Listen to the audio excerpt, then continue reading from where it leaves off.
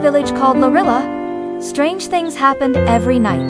People kept hearing a weird sound, LIRALI. At first, they thought it was just the wind howling through the mountains. But no, it turned out to be a frog playing a ukulele and singing off-key. The villagers were terrified, because frogs usually croak, not sing. Yet anyone who heard LIRALI couldn't stop laughing so hard that they forgot all their worries.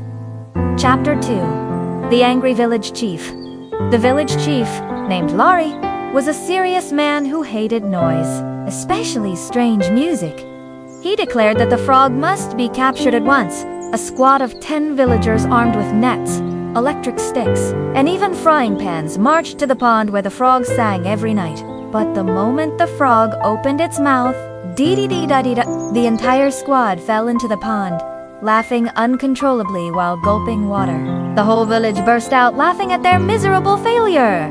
Chapter 3. The Secret of the Sangha. Mischievous boy named T discovered the frog's secret. Long ago, the frog had been struck by lightning, which gave it the power to produce a special frequency that made people laugh. But there was more.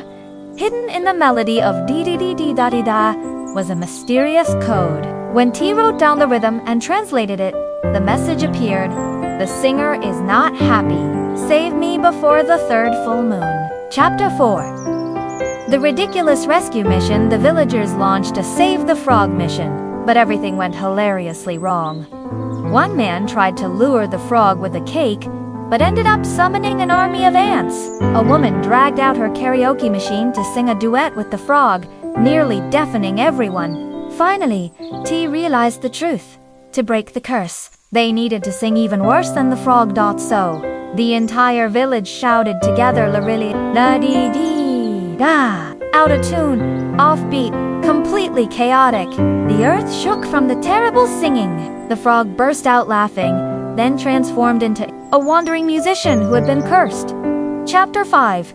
The Unexpected End. Musician confessed he was once a street performer, but because his singing was so terrible, a witch cursed him to become a frog. The only way to break the spell was for people to sing worse than him. Thanks to the villagers' talent, the curse was broken. But now a new problem arose. The musician decided to stay in LIRALI and open a singing school.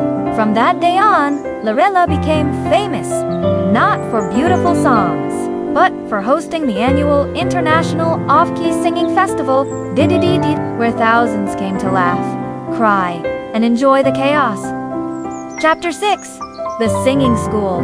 Disaster. The musician, now proudly named Master LIRALI, opened his singing school. Villagers signed up eagerly, but chaos soon followed. One student tried to sing but only managed to scream like a goat. Another insisted on yodeling during every lesson. The chief himself tried singing and made the roof tiles fall off. Instead of learning proper singing, the villagers discovered new levels of horrible noises. The classes became so loud that travelers thought a monster lived in LIRALI. Chapter 7. The Witches Returned. The witch, who had cursed the musician, heard about LIRALI's International Off-Key Festival and grew furious. "How dare they turn my curse into entertainment?" she shouted. She arrived in the village with thunderclouds, intending to silence everyone forever. But the moment she heard the villagers' collective singing practice, "LIRALI LARILA," she couldn't stop laughing either. Even her dark magic cracked, and lightning bolts curved in zigzags from laughing too hard. Chapter 8. The Ultimate Singing. Battle. The witch, still stubborn, challenged the villagers to a singing duel. If she won, the village would be silent forever. If they won, she would become LIRALI's official noise sponsor. The duel was dramatic.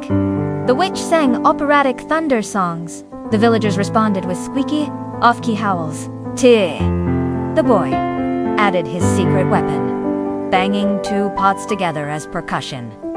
In the end, the witch lost because she laughed so hard she fell into the pond. The villagers cheered, and the frog pond was officially renamed the Stage of Laughter. Chapter 9. A festival for the world. News of LIRALI spread across kingdoms. Curious travelers, scholars, even kings arrived just to hear the legendary LIRALI choir. The festival became so famous that people claimed, if you're sad, go to LIRALI. and you'll laugh until your stomach hurts. If you're happy, go to LIRALI and you'll laugh even more. And so, from a single frog's strange song, LIRALI became the world capital of ridiculous joy, proving that sometimes the worst voices create the best memories.